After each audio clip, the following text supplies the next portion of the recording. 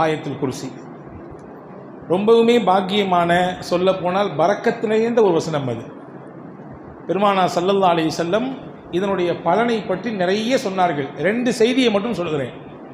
அதற்கடுத்து அதில் உள்ளே இருக்கக்கூடிய ஒரு ரகசியம் சொல்வேன். கடைசியில் நான் மறந்துட்டால் நீங்கள் என்கிட்ட கேட்கணும், ஆயத்துல் குர்சியின் ரகசியம் என்ன என்று. இதுதான் டாஸ்க்கு, நீங்கள் எந்த அளவுக்கு கவனிக்கிங்கன்றதை. அன்பு சகோதரர்களே, பெருமானார் ஸல்லல்லாஹு அலைஹி வஸல்லம் அவர்கள் ரமலானிலே ஜக்காத்தை எல்லாம் ஒன்றா சேர்ப்பாங்க, கலெக்ட் பண்ணுவாங்க. மொத்தமாக கலெக்ட் பண்ணி அது வந்த பின்னாடி தேவைப்படுறவங்க, அதற்கு தகுதியானவர்கள் யார் என்பதை கண்டறிந்து அதை மொத்தமாக கொண்டு போய் சேர்ப்பார்கள். இதுதான் ஆண்டாண்டு காலமாக ஜக்காத்து கொடுக்கப்பட்டு வந்த முறை. ஆனால் துரதிஷ்டம், நம்ம சமுதாயம் அப்படி கொஞ்சம் கொஞ்சமாக அதுலேருந்து பின்வாங்கிடுச்சு. தனித்தனியாக எனக்கு ஜக்காத்து கடமையாக நான் தனியாக கொடுத்துக்கிறேன், உங்களுக்கு ஜக்காத்து கடமையாக நீங்கள் தனியாக கொடுத்துறீங்க. அப்படி கிடையாது. ஜக்காத்துன்றது கூட்டு அமல், கூட்டாகத்தான் நிறைவேற்ற வேண்டும். அதுதான் சிறப்பு. தனியாக கொடுத்தா செல்லுமா செல்லாதான்னு கேட்டிங்கன்னா செல்லுன்னு சொல்லுவேன், அதில் தப்பு எதுவும் இல்லை. ஆனால் ஜக்காத்தை கூட்டாகத்தான் கொடுக்க வேண்டும். பாருங்கள், ஹஜ்ஜி கூட்டாக தானே செய்கிறோம், அமல் நோன்பு கூட்டாக தானே செய்கிறோம், தொழுகை கூட்டாக செய்தால்தான் நன்மை அதிகம், 27 மடங்கு நன்மை. தனியாக தொழுதாலும் கூடும், ஆனால் பள்ளிவாசலில் வந்து ஜமாத்தால் தொழுதிங்கன்னா 27 மடங்கு நன்மை கிடைக்கும். அதே மாதிரி தான் ஜக்காத்து என்பதும் கூட்டாக செய்வது தான் சிறப்பு.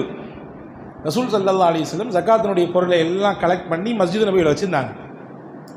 ராத்திரி நேரம் 4 நபர்கள் வந்து போகக்கூடிய இடம் என்பதினாலே ஒருவருக்கு பொறுப்பு போட்டு இங்கே கவனிச்சுக்கணும். நாங்கள் அந்த பொறுப்பு நியமிக்கப்பட்டவர் சையதுனா அபூ ஹுரைரா ரலியல்லாஹு அன்ஹு. ரொம்ப பிரபலமான சஹாபி இவங்க கண் முழிச்சு பார்த்துட்டு இருக்காங்க. யாருடைய, ஏன்னா பைத்துல் மாலுடைய பொருளாச்சே, பொது சொத்து, யாரும் கை வைத்து விடக்கூடாது. எல்லாருமே நாளைக்கு அல்லாஹ்ட்ட பதில் சொல்ல வேண்டிய நிலை ஏற்பட்டு போயிடும். எனவே தான் எதிலே கவனமாக இருக்கிறோமோ இல்லையோ, பொது விஷயத்தில் ரொம்ப கவனமாக இருக்க வேண்டும். தொலைந்த பொருள் 1 ரூபாயாக இருந்தாலும் எல்லாருமே குற்றவாளி. நாம் எல்லாரும் அல்லாஹ்விடத்திலே பதில் சொல்லியாக வேண்டும். எனவே தான் அந்த பொறுப்பை உணர்ந்து நம்மிலே இன்னைக்கும் பலர் அதை மிகுந்த இறுக்கமாக அதை பின்பற்றுவதை பார்க்கிறோம், இல்லையா? ஸல்லல்லாஹு அலைஹி வஸல்லம் அபூ ஹுரைரா ரலியல்லாஹு நியமிச்சிருந்தாங்க. அபூ ஹுரைரா ரலியல்லாஹு அவர்கள் ராத்திரி எல்லாம் கண் விழித்து அதை பாதுகாத்துட்டு இருக்காங்க. திடீர்னு ராத்திரி ஒருத்தன் வந்து மூட்டையில் அந்த சாக்கு பையில் அந்த பொருளை எல்லாத்தையும் அள்ளி போட்டுக்கிட்டு இருக்கிறான். பிடிச்சிட்டாங்க போய். யார் நீ, எங்கேருந்து வந்த? அவன் சொன்னான், நான் ரொம்ப ஏழை, கஷ்டப்படுறேன், குடும்பத்தில் சாப்பாடு இல்லை, கஞ்சி இல்லை, கொஞ்சோண்டு எடுத்துகிட்டு போனால் என் புள்ள குட்டி எல்லாத்துக்கும் நான் கொடுத்து கொஞ்சம் பசி ஆற்றுவேன். விட முடியாது, நாளை காலையில் உன்னையும் பிடிச்சி முகமது நபிகிட்ட கொண்டு போய் நிப்பாட்டாமல் நான் விட மாட்டேன். வந்தவன் அந்த சொன்ன அந்த மனிதன், மன்னிச்சிடுங்க, நாளைக்கு நான் வரமாட்டேன், நான் புள்ள குட்டிக்காரன், விட்டுருங்கன்னு சொல்லி தப்பிச்சு போயிட்டான். இரக்கத்தை ஏற்படுத்திட்டு போயிட்டான். மறுநாள் ரசூலுல்லாஹி ஸல்லல்லாஹு அலைஹி வஸல்லம் காலைலே ஹஸரத் அபூ ஹுரைரா சந்தித்தார்கள். சந்திக்கும் பொழுது ரசூலுல்லாஹ்வுக்கு இந்த செய்தியே தெரியாது. ஆனால் கேட்டாங்க, நபி நைட்டு வந்தானே அந்த ஆள் என்ன சொன்னான்னு கேட்டாங்க. ஹஸரத் அபூ ஹுரைரா ஆச்சரியமாக பார்க்காங்க. யா ரசூலுல்லாஹ், வந்தது எனக்கும் அவனுக்கும் தான் தெரியும், உங்களுக்கு அல்லாஹ் சொன்னான். என்ன சொன்னான்? இந்த மாதிரி புள்ள குட்டிக்காரன் சொன்னாங்க. சிரிச்சுக்கிட்டே சொன்னாங்க, போங்க இன்னைக்கும் வருவாங்க அப்படின்னாங்க. அவங்க போனாங்க. அதே மாதிரி ராத்திரி மறுபடியும் வந்தான். மறுபடியும் பிடிச்சாங்க. விடவே மாட்டேன், நபி சொல்லிட்டாங்க முன்னாடியே. இல்லை, மறுபடியும் நான் புள்ள குட்டிக்காரன். பசி, பல நேரங்களிலே பசியும் பட்டினியும் வறுமையும் தான் மனிதனை தவறின் பக்கம் தள்ளுகிறது, இல்லையா? காதல் ஃபக்ரு ஐயக்கூன குஃப்ரா, பெருமானார் ஸல்லல்லாஹு அலைஹி வஸல்லம் சொன்னாங்க. ஏழ்மை இருக்கிறதே ஒரு மனிதனை இறை நிராகரிப்பில் கூட தள்ளிவிடும். எனவே தான் ரொம்ப ஏழ்மை ஆபத்தானது. அந்த மாதிரியான நிலை இருக்கக்கூடியவங்களை ரொம்ப கவனிக்கணும். அவங்களுக்கான உதவி ஒத்தாசைகளை கூடுதலாக செய்ய வேண்டும். அப்போ அவன் சொன்னான், நான் புள்ள குட்டிக்காரன், என்னை இப்போ விட்டுருங்க, நான் நாளைக்கு வரவே மாட்டேன்னு சொன்னான். அதே மாதிரி இறக்கப்பட்டு விட்டாங்க. மறுபடியும் காலில் கேட்டாங்க, வந்தானா நேற்று மேப்படியா? ஆமாம் வந்தான். என்ன சொன்னான்? வரவே மாட்டான்னு சொன்னான். இன்றைக்கும் வருவான், போயிட்டு வாங்கன்னாங்க. 3வது நாளும் வந்தான். இப்பொழுது பிடித்த அபூ ஹுரைரா ரலியல்லாஹு அன்ஹு, விடவே மாட்டேன் என்ன சொன்னாலும் என்று சொல்ல நேரத்திலே வந்தவர் சொன்னார், நான் உனக்கு ஒன்று சொல்லித் தரட்டுமா? நான் அதை சொன்னால் உனக்கு ரொம்ப பெரிய பலன் கிடைக்கும். என்னவெல்லாம் கிடைக்கும் பலன்? நீ அதை படித்தால், நான் சொல்லித்தரக்கூடிய விஷயத்தை நீ படித்தால் அல்லாஹ்வின் புறத்திலிருந்து உனக்கு ஒரு ப்ரொடெக்ஷன் கிடைக்கும், பாதுகாப்பு கிடைக்கும். 1. 2வது, உன் பக்கத்தில் ஷைத்தான் வரவே முடியாது. 2.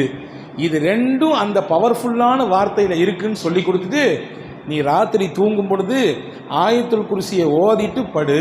ராத்திரியானா அதை ஓதிக்கோ, இறைவன் இந்த 2 பாதுகாப்பையும் தருவான். தன்னிடத்திலிருந்து ஒரு பாதுகாப்பு, ஷைத்தானின் பக்கமே உன் பக்கம் வர முடியாத அளவிற்கு உண்டான பாதுகாப்பு சொல்லிட்டு தப்பிச்சு ஓடி போயிட்டான். மறுநாள் காலையில் அபூ ஹுரைரா ரலியல்லாஹு அன்ஹு ரசூலுல்லாஹ் கேட்டாங்க, வந்தானா? 3வது நாள் வந்தான். என்ன சொன்னான்? அதே பசி பட்டினி புலம்புனான். வேற என்ன சொன்னான்?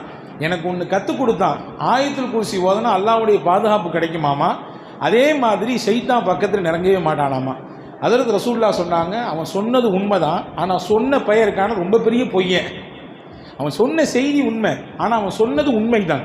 அவன் சொன்னது உண்மை, ஆனால் சொன்னவன் பெரும் பொய்யன் என்று சொல்லிவிட்டு பெருமானார் சொன்னார்கள், வந்தவன் யார் தெரியுமா? லாக்க ஷைத்தான், அவன்தான் ஷைத்தான் என்றார்கள் பெருமானார் ஸல்லல்லாஹு அலைஹி வஸல்லம். இந்த ஹதீஸ் புகாரி ஷரீஃபிலே பதிவாக இருக்கிறது. எனவே ஒவ்வொரு நாளும் இரவிலே நாம் ஆயத்துல் குர்சியை ஓதிக்கொள்ள வேண்டும். 1. 2வது செய்தி என்ன அப்படின்னா, ஒவ்வொரு நாளும் நாம் தொழுகையை முடித்ததற்கு பிறகு, ஃபர்லான 5 நேர தொழுகையை முடித்ததற்கு பிறகு, நீங்கள் திக்ரு செய்கிறீங்களோ செய்யலையோ, நீங்கள் தஸ்பீஹ் ஓதுறீங்களோ ஓதலையோ, ஸலவாத்தை சொல்கிறீங்களோ சொல்லலையோ, இதை நீங்கள் கண்டிப்பாக சொல்லணும். இனிமேல் இன்ஷா அல்லாஹ் செய்யலாமா? ஒவ்வொரு நாளும் ஃபர்லான தொழுகைக்கு பிறகு ஆயத்துல் குர்சி ஒரு தடவை ஓதிவிட வேண்டும். வேகமாக இமாம் துவா ஓதுனதுக்கு பிறகோ அல்லது ஓதியதற்கு முன்போ எப்படியோ நீங்கள் ஆயத்துல் குர்சி ஓதணும். ஓதுனா என்ன கிடைக்கும்? நசாயி ஷரீஃபிலே ஒரு ஹதீஸ் வந்திருக்கிறது. பெருமானார் ஸல்லல்லாஹு அலைஹி வஸல்லம் சொன்னார்கள், அபூ உமாமா ரலியல்லாஹு அன்ஹு அறிவிக்கிறாங்க, மன் கரஅ ஆயத்துல் குர்சி துபர குல்லி ஸலா மக்தூபா லம் யம்னஉஹு மின் துஹூலில் ஜன்னதி இல்லா அய்யமுத். யார் ஒருவர் ஒவ்வொரு நாளும் ஃபரலான தொழுகைக்கு பிறகு ஆயத்துல் குர்சியை ஓதி வருகிறாரோ அவருக்கும் சொர்க்கத்துக்கும் இடையிலே மவுத் ஒன்று மட்டும்தான் இருக்கிறது. மரணம் என்பது ஏற்பட்டு போனால் மரணம் தான் தடையாக இருக்குது அவர் சொர்க்கத்துக்கு போகிறதுக்கு. இப்போ மரணம் எப்போ வந்துடுச்சோ அந்த மரணம் என்ற தடை அகன்று போயிடும், நேராக டைரக்டாக சொர்க்கத்துக்கு போயிடுவார் என்றார்கள் பெருமானார் ஸல்லல்லாஹு அலைஹி வஸல்லம்.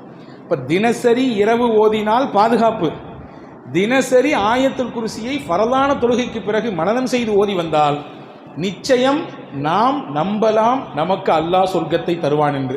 ஆனால் இதை ஓதுறது கொஞ்சம் சிரமம். ஏன்னா பொதுவாகவே நம்ம ஒரு விஷயத்தை கண்டினியூவாக பண்ண மாட்டோம்.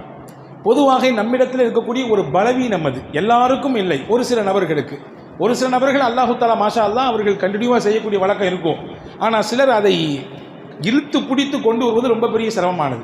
ஏன்னா ரசூல் ஸல்லல்லாஹு அலைஹி வஸல்லம் சொன்னாங்க, சின்ன அமலாக இருந்தாலும் கண்டினியூவாக செய்கிறது இருக்குது, அது ரொம்ப பெரிய பலன் தான்.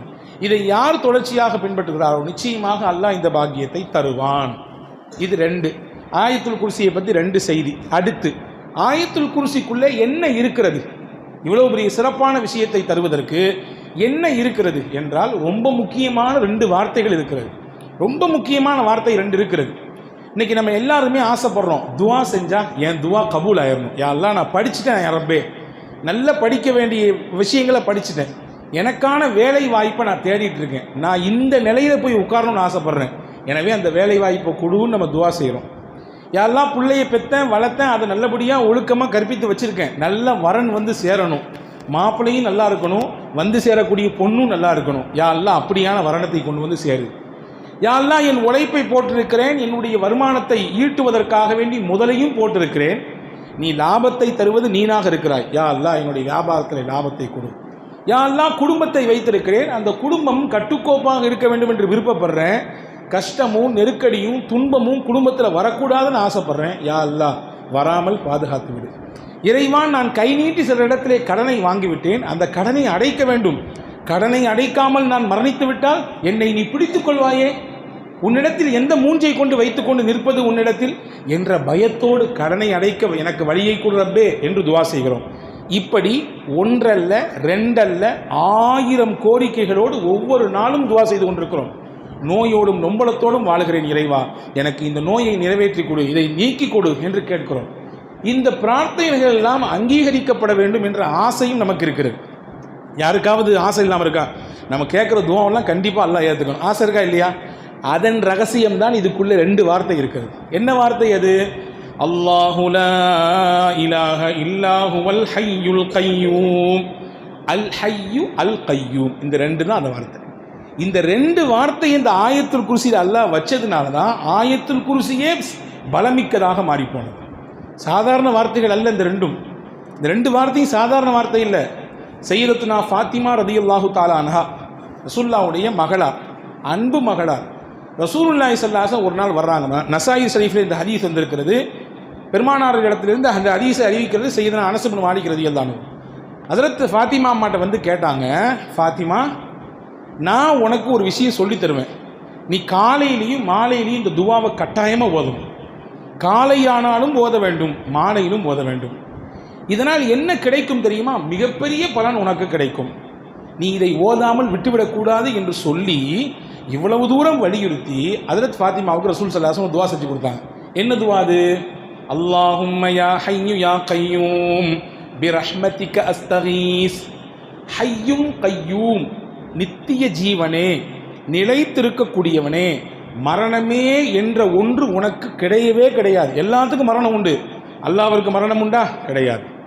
கய்யூம், எப்பொழுதுமே இருப்பான், எல்லா காலத்திலும் இருப்பான். எனவே நித்திய ஜீவனாக நிலைத்திருக்கக்கூடிய இறைவா, பிரஹ்மதிக அஸ்தகீஸ், உன் அருளை கொண்டு உன்னிடத்தில் உதவி தேடுகிறேன். ஒபி அதாபிக நஸ்தஜீர், உன் வேதனையிலிருந்து நான் பாதுகாப்பு தேடுகிறேன். அஸ்லிஹ் லி ஷஅனி குல்லஹ், என் காரியம் அனைத்தையும் நீ லேசாக்கிவிடு, என் காரியம் அனைத்தையும் நீ சரி செய்து விடு. வலா தகில்னி இலா நஃப்ஸி தர்ஃபத ஐன், கண் இமைக்கும் நேரம் கூட என் விஷயத்தை என் மீதே நீ சுமத்தி விடாதே. கண் இமைக்கும் நேரம், மைக்ரோ செகண்ட், இந்த கண் இமைக்கிறதுக்கு எவ்வளோ நேரம் ஆகுது? அந்த நிமிட பொழுது, அந்த சனப்பொழுது கூட என் காரியத்தை என் மீது நீ சுமைத்து விடாது. அவனை என்ன தெரியுமா அர்த்தம்? நான் விளக்க சொல்கிறேன். அந்த கண் இமைக்கும் நேரம் இந்த உடலில் இயங்கி கொண்டிருக்கக்கூடிய மூச்சு, அதை நீ தான் கண்ட்ரோல் பண்ணணும்னு அல்லாஹ் சொல்லிட்டான்னு வச்சுக்கலாம், என்ன ஆகும் கதை? ரத்தம் மேலும் கீழும் போய்கொண்டே இருக்கிறது, ரத்தம் ஓடிக்கொண்டே இருப்பதனாலே இயங்கிக் கொண்டே இருக்கிறோம். அந்த இரத்த ஓட்டத்துக்கு நீ தான் பொறுப்பு, பார்த்துக்கோ என்று நம்மிடத்திலே அந்த பொறுப்பை சாட்டிவிட்டால் என்ன ஆகும் கதை? ஒன்றுமே நடக்காது. இப்போ எல்லா இயக்கமும் யாருடைய கண்ட்ரோலில் இருக்குது? அல்லாஹ்வுடைய கண்ட்ரோல் இருக்குது. கண் இமைக்கும் நேரம் கூட என் விஷயத்தை நீ என் மீதே சாட்டிடாத, நீ தான் எனக்கு பொறுப்பு என்ற பொருள்பட இருக்கிற இந்த துவாவை தினசரி காலையிலும் மாலையிலும் ஓத வேண்டும் என்று ஹஜ்ரத் ஃபாத்திமா ரலியல்லாஹு ரசூலுல்லாஹ் சொல்லி கொடுத்தாங்க. இந்த துவா ஏன் இவ்வளோ பெரிய மகத்துவமான துவாவாக மாறியது என்றால், இதிலே பெருமானார் சேர்த்த வார்த்தை அல்லாஹும்ம யா ஹய்யு யா கய்யூம். ஹய்யுனே, கையுமே, அல்லாஹ்வே என்று சொல்லி அழைத்து துவங்கக்கூடிய துவா என்பதனாலே இது மகத்துவமான துவா. இதை ஓதுவதனாலே எல்லா விஷயங்களும் சரியாகிறது. உலகம் மற்றும் ஆகிரத் சார்ந்த அனைத்தையும் உள்ளடக்கிய ரொம்ப அற்புதமான துவா. ரசூலுல்லாஹ் அஸ்லிஹ் லி ஷஅனி குல்லா, என் காரியங்கள் அனைத்தையும் லேசாக்கிவிடு என்று கேட்கிறார்கள். அப்படின்னா என்ன அர்த்தம்? நம்முடைய வீடு, நம்முடைய குடும்பம், நம்முடைய அண்டை வீடு, நம்முடைய நண்பர்கள், நாம் செய்யக்கூடிய வேலைகள், நாம் செய்யக்கூடிய அமால்கள், நல்ல அமல்கள், அதே போன்று நம்முடைய கல்வி, நம்முடைய உயர்வு, நம்முடைய உள்ளம், நம்முடைய மனைவி, நம்முடைய பிள்ளைகள், நம்முடைய வியாபாரம் எல்லாம் இதில் அடக்கம். எல்லாத்தையும் எனக்கு சரி செஞ்சு கொடு. நீ சரி செஞ்சாதான் அது எல்லாம் சரி செஞ்ச மாதிரி இருக்கும். வேற யாரு கை வச்சாலும் அப்படி சரி செய்ய முடியாது. எனவே அப்படி சரி செஞ்சு கொடு என்று பெருமானார் ஸல்லல்லாஹு அலைஹி வஸல்லம் சையதத்துனா ஃபாத்திமா ரலியல்லாஹு தஆலா அவர்களுக்கு கற்றுக் கொடுத்தார்கள். எனவே அப்படிப்பட்ட ஒரு அற்புதமான வார்த்தையை தாங்கி நிற்கிறது இந்த துவா. எனவே தான் பெருமானார் ஸல்லல்லாஹு அலைஹி வஸல்லம் சொன்னாங்க, இஸ்முல் ஆலம் என்று ஒன்று இருக்கிறது. இஸ்முல் ஆலம் என்றால் என்ன? அல்லாஹ்வுடைய மகத்துவமான பெயர். அந்த பெயரை சொல்லி ஒருவர் துவா செய்தால் அல்லாஹ் நிச்சயமாக அந்த துவாவை கபூல் செய்வான். எது அந்த இஸ்முல் ஆலம்? அல்லாஹ்வுக்கு மொத்தம் எத்தனை பேருங்க இருக்குது? அல்லாஹ்வுக்கு 99 திருநாமங்கள் இருக்கிறது இல்லையா? வலில்லாஹில் அஸ்மாஉல் ஹுஸ்னா ஃபதுஊஹு பிஹா, அல்லாஹ்விற்கு அழகிய திருநாமங்கள் இருக்கிறது, அதை சொல்லி அவனை அடையுங்கள். யா ரஹ்மான் என்று சொல்லுங்கள், யா ரஹீம் என்று சொல்லுங்கள், யா மன்னான் என்று சொல்லுங்கள், யா ஹன்னான் என்று சொல்லுங்கள், யா தையான் என்று சொல்லுங்கள், யா மாலிக் என்று சொல்லுங்கள். இதெல்லாம் அல்லாஹ்வுடைய பேர். இதை சொன்னால் அவனுக்கு சந்தோஷம் வரும். அப்படி சொல்லி நீங்கள் துவா செய்யுங்கள். இந்த 99 பேரிலே அல்லாஹ்வின் மகத்துவமான பேர் என்பது எது? எந்த பெயரை சொன்னால் அல்லாஹ் துவாவை கபூல் செய்வான், எது அது என்ற ஒரு கேள்வி இருக்கிறது. ரசூலுல்லாஹ் அதற்கு பதில் சொல்றாங்க, அல் ஹய்யுல் கய்யூம் தான் அந்த துவா. அல்லாஹ்வுடைய திருப்பெயர்களில் எந்த பெயரை சொல்லி துவா செய்தால் அல்லாஹ் கபூல் செய்வானோ அந்த பெயர் அல் ஹய்யு அல் கய்யூம். பல அறிவிப்புகள் வந்திருக்கிறது, பல பெயர்களை அறிவிப்பு செய்கிறாங்க. ஆனால் ஒரு ஹதீஸில் இப்படி வந்திருக்கு. அனஸ் ரலியல்லாஹு சொல்கிறாங்க, சுனனு இப்னு மாஜாவில் இருக்கிறது, சுனனு நசாயில் இருக்கிறது, சுனனு அதே போன்று சுனனு அபூதாவுதில் இருக்கிறது இந்த ஹதீஸ். நாங்கள் எல்லாம் ரசூலுல்லாஹ் கூட பள்ளிவாசலில் உட்காந்துருந்தோம். ஒருத்தர் வந்தார், தொழுதாரு. தொழுது முடிச்சுட்டு அல்லாஹ்ட்ட ஒரு துவா செஞ்சார். என்ன துவா செஞ்சாரு? அல்லாஹும்ம இன்னி அஸ்அலுக பி அன்ன லக்கல் ஹம்த் லா இலாஹ இல்லா அன்தல் மன்னான் பதீஉஸ் ஸமாவாதி வல் அர்த் யா தல் ஜலாலி வல் இக்ராம் யா ஹய்யு யா கய்யூம். இந்த வார்த்தையில் அப்படி சொன்னார், யா அல்லாஹ், உன்னிடத்தில் கேட்குறேன், நீ யாரு? ரொம்ப பெரிய உபகாரி. நீ தான் இந்த உலகத்தை எந்த முன்னுதாரணமும் இல்லாமல் படைச்ச, எந்த முன்னுதாரணமும் கிடையாது. நீ சங்கைக்கும் மகத்துவத்திற்கும் உரியவன், நீனே நிலையானவன், நீனே நித்திய ஜீவனானவன் என்ற வார்த்தையை சொல்லி துவா செஞ்சார். ரசூலுல்லாஹ் எங்களை எல்லாம் கூப்பிட்டு சொன்னாங்க, அவர் எந்த வார்த்தையை சொல்லி துவா செய்கிறார் தெரியுமா? இஸ்முல் ஆலம் சொல்லியிருக்கிறாரு, அல்லாஹ்வுடைய மகத்துவமான பெயரை சொல்லியிருக்கிறாரு. எந்த வார்த்தையை சொல்லி அல்லாஹ்விடத்தில் துவா செய்தால் அல்லாஹ் மறுக்கவே மாட்டானோ அந்த வார்த்தையை சொல்லியிருக்கிறாரு. அதுதான் அல் ஹய்யு அல் கய்யூம் என்று பெருமானார் ஸல்லல்லாஹு அலைஹி வஸல்லம் சொன்னார்கள் என்று சையதுனா அனஸ் இப்னு மாலிக் ரலியல்லாஹு அன்ஹு சொல்றாங்க. எனவே இந்த அல் ஹய்யுல் கய்யூம் என்பது ஆயத்துல் குர்சியிலே இடம்பெற்றிருப்பதினாலே அந்த ஆயத்துல் குர்சி மகத்துவமிக்கதாக மாறுகிறது. ஹதீஸிலே வந்திருக்கிறது. சையதுனா அபூ உமாமா ரலியல்லாஹு சொன்னாங்க, அல்லாஹ்வுடைய திருப்பெயர் குறிப்பாக அந்த இஸ்முல் ஆலம் திருக்குர்ஆனிலே 3 வசனங்களிலே இடம்பெறுகிறது. எந்த வசனம்? சூரா பக்ராவிலே ஒரு ஆயத், சூரா ஆலு இம்ரானிலே ஒரு ஆயத், சூரா தாஹாவிலே ஒரு ஆயத். சூரா பக்ராவிலே என்ன ஆயத்? அதுதான் ஆயத்துல் குர்சி. சூரா ஆலு இம்ரானிலே எந்த ஆயத்? அதுதான் துவக்க வசனம், அலிஃப் லாம் மீம் அல்லாஹு லா இலாஹ இல்லா ஹுவல் ஹய்யுல் கய்யூம். இன்னைக்கு ஓதணும் பார்த்தீங்கன்னா கடைசி ரக்காத்தில் தான் ஓதப்பட்டுச்சு. 3வது சூரா தாஹாவிலே என்ன ஆயத்? வ அனத்தில் உஜூஹு லில் ஹய்யுல் கய்யூம். இதுதான் அந்த ஆயத். இந்த 3 ஆயத்துமே நீங்கள் கணக்கு பண்ணி பாருங்க, 3லையுமே ஹய்யுல் கய்யூம் வருது. அல்லாஹு லா இலாஹ இல்லா ஹுவல் ஹய்யுல் கய்யூம் ஆயத்துல் குர்சியினுடைய முதல் வார்த்தை. அதே மாதிரி சூரா ஆலு இம்ரானுடைய முதல் வசனம் அல்லாஹு லா இலாஹ இல்லா ஹுவல் ஹய்யுல் கய்யூம் 2. தாஹா சூரா வரக்கூடிய வ அனத்தில் உஜூஹு லில் ஹய்யுல் கய்யூம், அங்கேயும் ஹய்யுல் கய்யூம் வருது. இப்போ ரசூலுல்லாஹ் இஸ்முல் ஆலம் குர்ஆன்ல 3 ஆயத்தில் வருது. அந்த 3 ஆயத்து எந்தெந்த சூரா இருக்குன்னு சொல்லி தர்றாங்க. ஒன்று சூரா பக்ரா, இன்னொன்று சூரா ஆலு இம்ரான், 3வது சூரா தாஹா. இந்த 3லையுமே வரக்கூடிய ஒரே வார்த்தை அல் ஹய்யு அல் கய்யூம். அப்போ இப்போ புரியுதா ஏன் ஆயத்துல் குர்சி இவ்வளவு வெயிட்டான ஆயத்தாக இருக்குன்னு? புரியுதா? அல்லாஹுடைய மகத்துவமான பேர் இருக்கிறது. எனவே அன்பர்களே, ஆயத்துல் குர்சியை 10ஓடு 11ஆக பார்க்கக்கூடாது. நான் உங்களுக்கு சொல்லுகிறேன், ரகசியம் ஒன்று இருக்கிறது. ஆயத்துல் குர்சியில் எவ்வளவு பெரிய கண்பாடு ஒருவருக்கு இருந்தாலும் அதை தொடர்ச்சியாக அவர் ஒரு குறிப்பிட்ட தடவை ஓதினால் அதையெல்லாம் அடித்து நொறுக்கிவிடும். இன்னும் சொல்கிறார்கள் அறிஞர்கள், ஒருவருக்கு சூனியத்தின் பாதிப்பு இருக்கிறது, பெரிய கஷ்டத்தில் இருக்கிறார், நெருக்கடியில் இருக்கிறார், அவருக்கு தொடர்ச்சியாக சில குறிப்பிட்ட தடவைகள் அவர் ஆயத்துல் குர்சியை ஓதினார், அதையெல்லாம் முறித்து போடுகிற அளவிற்குண்டான ஆற்றலை ஆயத்துல் குர்சியில் வைத்திருக்கிறார். குறிப்பாக நாம் எல்லாரும் பயணிக்கிறோம். இதுதான் ஆயத்துல் குர்சியினுடைய ரகசியத்தை கடைசியில் சொல்கிறேன்னு சொன்னேன்ல.